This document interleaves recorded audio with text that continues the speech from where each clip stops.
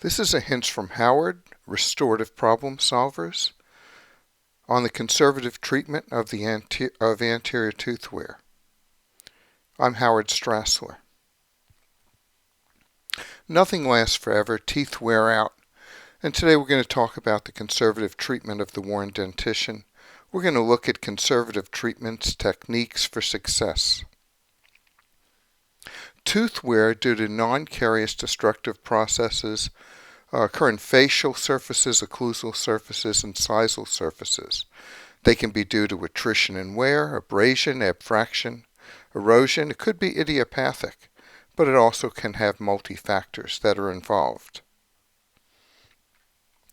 When we look at attrition data on older adults, looking at a study looking at 520 older adults, that 84.2% of those patients had enamel attrition, 72.9% had dentin attrition, and we saw severe attrition 4.2% of the cases. We see an epidemic in tooth wear. Are we acknowledging the diagnosis? Are we coming up with treatment options for the patients? Are we making the patients aware of the fact that teeth are wearing out and there are some treatment methodologies that would help and improve and reduce the wear over time? So when we look at wear over time, the typical wear is initial enamel wear, two-body wear, tooth-to-tooth contact of enamel surfaces, normal function, as well as just grinding the teeth. Parafunctional habits are seen in over 80% of our patients. Once we get into the dentin, we're seeing continued dentin wear that's three-body wear. The dentin wear is due to the food bolus between the teeth. The teeth are compromised because of the acidity in the mouth, whether it's due to beverages or foods that are being ingested. We see wear of the dentin also due to the abrasive nature of the foods that we're eating. One of the things that I like to show and demonstrate is attrition, tooth wear, and occlusal function by showing the patient some crayons. I show them brand new crayons, the way the tips look, how fresh they are. These would be similar to the incisal edges of maxillary and mandibular anterior teeth. Over time in normal function, I run the crayons over a piece of paper. We see that they're wearing down. They're getting wider. The teeth are getting shorter. The crayons are getting shorter. And if we don't intervene early enough, these teeth are going to wear out to where making treatment decisions are going to be a little bit more difficult, certainly much more complex. So we want to catch anterior wear early. So how can we catch that diagnosis of anterior wear early? Well, first off, from an aesthetic view, look at the maxillary central incisors. Are you noticing the same height of the centrals as the laterals? This may be indicative of early enamel wear. We may notice some unusual translucency of maxillary incisal edges where they have some blueness. The patient may notice that as well. We might see chipping of incisal edges, whether it be maxillary mandibular, although most of the time the chipping is of the maxillary because of overjet and overbite. And we want to look at the incisal view of the teeth. We want to look to see and evaluate, is there a loss of enamel at the incisal edge? Is there exposed dentin? And the patient needs to be aware of that. And sometimes, and certainly the patient will notice it with mandibular anterior teeth, that they'll see exposed dentin, but they'll know it as that those incisal edges are discolored. They may notice that their lower front teeth look darker than they looked a number of years ago. And so we look at the incisal edge height and we can see that for this patient, the lateral incisors and central incisors are the same height. We may notice incisal chipping and translucency, which has an aesthetic impact. And noticing this early, asking the patient if it bothers them. showing them in a mirror view what's going on, and sometimes taking a digital camera, taking a photograph, even using your phone and showing them on the screen of your phone what the incisal view of the teeth is that we've worn through. Demonstrating to the patient from a photograph what the incisal edges look like. Having casts of normal versus worn views to show them what's happening. And this is not self-limiting. This will continue. We need to intervene. We need to intervene actually before it gets to this stage. And so when we look at treatment planning for teeth with wear, anterior teeth, that our considerations are to the occlusal function. When we see enamel chipping only, we can intervene with smoothing and polishing those incisal edges with abrasive discs and rubber points. When we start to see enamel chipping with slight dentin exposure, we need to restore this with an adhesive composite.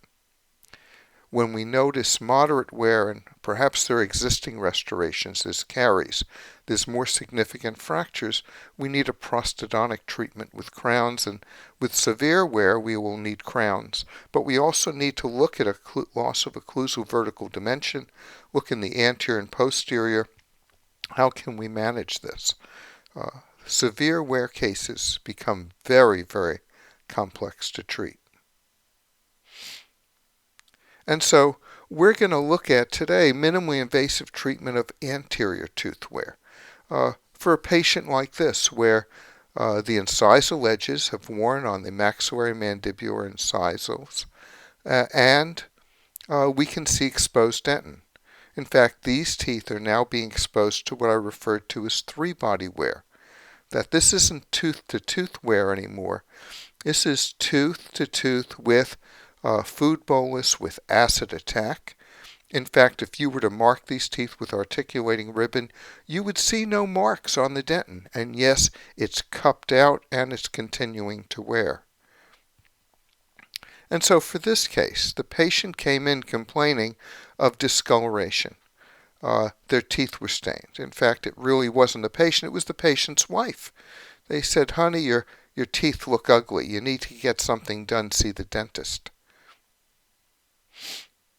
And the sequence for restoration of cupped out dentin areas are picking the correct burrs to do a minimally invasive preparation design. We're first going to check the occlusion. We're going to verify it in all occlusal dynamic function. We're going to shape and smooth the tooth. We're going to remove any chipped enamel first using a medium to coarse grit disc, and then polishing with a rubber abrasive. And then we're going to do an intra-dentin preparation. We're going to leave a shell of enamel, and sometimes the enamel chips, and the depth has to be a minimum of 1 millimeter in the shallowest area. We're going to use magnification so we can make sure that we're leaving as much enamel intact as we can. Typically for older patients, we need no anesthesia, and we're using small burrs, a number 1 round burr, a 329 burr, a 330 burr. In fact, my favorite is a 329 because it's about 2/3 the diameter of a 330, giving me control, as well as its length is 1 millimeter. And then I'm going to restore with an adhesive wear-resistant composite resin, and following the hints that I'll be giving you, it's very minor finishing. And then, after we restore, we remove the dental dam and we check and adjust the occlusion. And so, I like to place the dental dam. For this patient, I'll be restoring the 2 premolars, first premolars canine to canine, so looking at 8 teeth.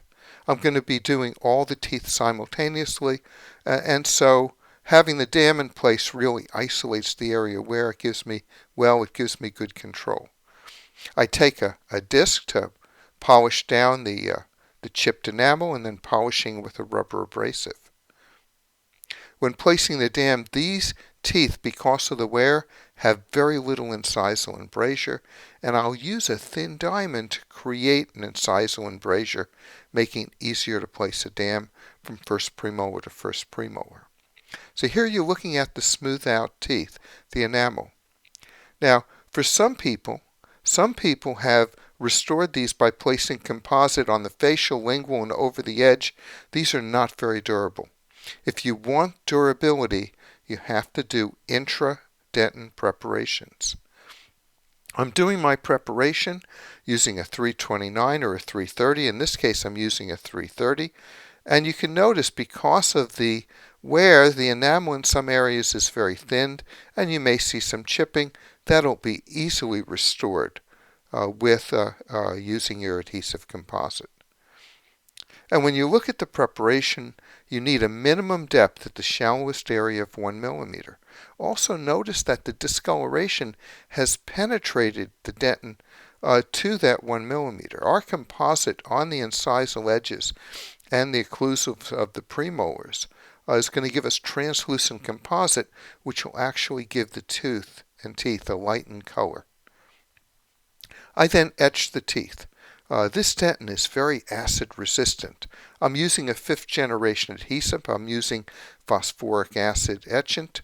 And you might ask, can I use a self-etch adhesive? And you can without any problem. I prefer to use a 5th generation adhesive. I'm going to be etching the dentin from 15 to 30 seconds and the enamel 15 to 30 seconds, doing them all simultaneously. I'll rinse and dry them off, and here I'm using a 5th generation adhesive. Some people use a universal adhesive, and I've had success also with self-etch adhesives. I use a brush, by the way, to place my adhesive in the tooth. It's easier to place into these narrow channels as compared to using a micro applicator. I do not light cure the adhesive first. I'm going to light cure everything at the same time. I place my nanohybrid composite. I go in and I'm going to run it flush to the incisal edges of the teeth using a PFI. I'm leaving and removing all excesses before light curing. Then I'm light curing each tooth 10 seconds using a LED curing light with an irradiance value of at least 1800 milliwatts per square centimeter. And I'm covering the entire tooth. And for a small tip, 1 tooth at a time. If you have a larger tip for curing, you can do it 2 teeth at a time with the incisors. But I'm making sure I'm covering the entire tooth. I then go and finish. I can use a scaler to remove any excess composite flashing. And then I polish it using, in this case, I'm using an enhanced polishing disc, followed by a Softflex superfine disc. I'm flossing between the teeth. I'll take off the dental dam and check the occlusion. And what you'll notice is on the canines, I now have function where the cupped out undermined dentin had no function before. I'm not changing the occlusal vertical dimension with these cases. Once I've polished and checked the occlusion, I show it to the patient. We started with discolored, worn incisal edges. We end up with an aesthetic, functional composite. And you might ask, how long will these composites last? And when I first started doing the technique, I knew that I needed that millimeter because we are still going to have wear in these teeth. Parafunctional habits by the patient will continue. There'll still be two-body wear that'll occur between the teeth. And here we're looking at this patient 7 years later. And you'll see that there's been some wear, but the composite's still intact. In fact, we've reduced wear over time, and I can go in when a composite needs replacement and easily replace it. This patient gets a night guard, an occlusal appliance, after you restore these teeth. Whether the patient wears it or not is up to our continuing reminding the patient on their recare, on their recall appointments. The maxillary arch, the wear may not be as apparent to the patient. Many times I'll use a study cast to demonstrate by comparing it to a normal dentition. I'll use digital photos to show the patient this is what's happening. This is why the enamel's chipping. This is why you may see some blue lines at the edges of your front teeth. I'll go in and I'll place the dam. In this case, I'm using a 329 burr, 1 millimeter long. Because it's a maxillary anterior, I'll be more angled on some of those surfaces on the lingual. The shallowest portion needs to be 1 millimeter. I then go in this case, I'm using a self-etch adhesive. I'm using G-Bond. I'm then placing my composite. Once again, I'm light curing everything simultaneously. I then go in and I've restored these incisal edges. I'm not making the teeth longer. I'm still restoring them flush to the enamel. I will have an angle that relates to the chiseled shape of the incisal edges. And you can see that the restoration is going to be wear resistant. It has aesthetics. It's providing me tooth reinforcement to avoid continuing chipping. Once again, having the patient treatment planned for an occlusal appliance as part of your treatment. So rules of thumb when restoring the worn dentition. We need to evaluate the occlusion. We need to demonstrate to the patient what's going on because this is painless. Canine guidance provides our best prognosis. Our diagnosis, the degree of wear, whether it's slight, moderate, or severe. Our treatment decision, slight wear, enamel chipping, tooth smoothing and polishing, slight wear, moderate wear, adhesive restorative, moderate with existing restorations, fractures of the enamel, or severe, we might consider a prosthodontic intervention. And when you finish your treatment, no matter what treatment plan you pick, that post-treatment wear appliance for that patient. This was a hint from Howard on restorative problem solvers, treatment of the anterior tooth wear. I'm Howard Strassler.